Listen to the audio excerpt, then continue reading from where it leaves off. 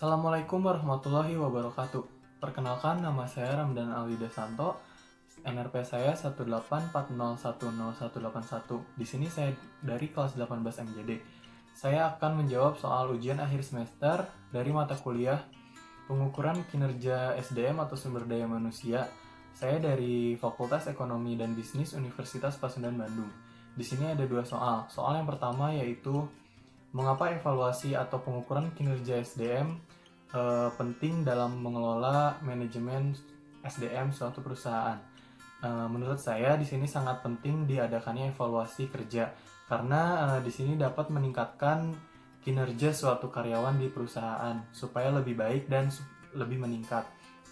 Di sini juga sebuah perusahaan bisa mengukur bagaimana dia dapat mencapai targetan-targetan yang diinginkannya dan karyawan tersebut bisa lebih semangat lagi dalam melakukan pencapaian target dikarenakan adanya evaluasi pengukuran kinerja SDM tersebut.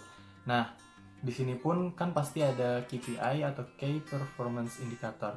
Nah, di sini juga bisa jadikan salah satu acuan ya supaya evaluasi tersebut bisa dilaksanakan dengan baik.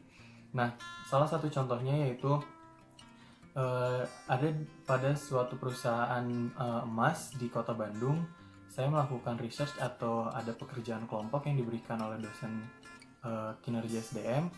Nah, di sini ada suatu sales atau karyawan yang diberikan targetan atau capaian dari general manajernya. Nah, apabila tidak mencapai targetan yang diinginkan, misalkan, general manager tersebut atau general store, manager store tersebut bisa melakukan evaluasi atau pengukuran kinerja SDM dari karyawan tersebut.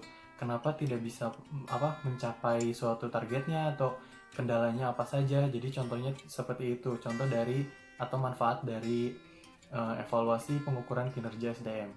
Selanjutnya pertanyaan yang kedua yaitu tahapan apa yang harus dilakukan sebelum perusahaan tersebut menyusun sistem penilaian kinerja SDM. Nah, yang pertama yaitu merencanakan atau menentukan target yang jelas dari setiap aktivitas-aktivitas pekerjaan yang akan dilakukan untuk penilaian kinerja. Yang kedua ada menyusun targetan secara jelas dan benar. Nah, yang ketiga ini mengidentifikasi faktor kesuksesan dari perusahaan tersebut. Terus yang keempat ada mengidentifikasi faktor eksternal yang mempengaruhi karyawan untuk belum bisa bekerja secara maksimal. Dan yang terakhir atau yang kelima melakukan atau buat standar penilaian kualitatif dan kuantitatif. Nah, contohnya ini saya ngambil dari poin keempat ya. Poin keempat tadi itu mengidentifikasi faktor eksternal yang bisa menyebabkan karyawan tersebut tidak mencapai suatu targetan. Nah, di sini contohnya tuh misalkan ada suatu karyawan mempunyai masalah yang bisa mengganggu cara kerjanya dia untuk mencapai suatu capaian.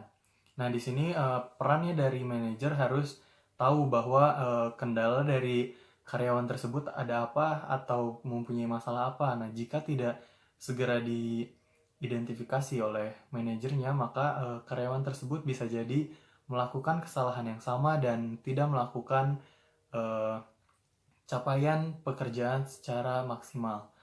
Mungkin cukup sekian yang bisa saya sampaikan atau yang bisa saya jelaskan. Mohon maaf apabila ada salah kata maupun penjelasan.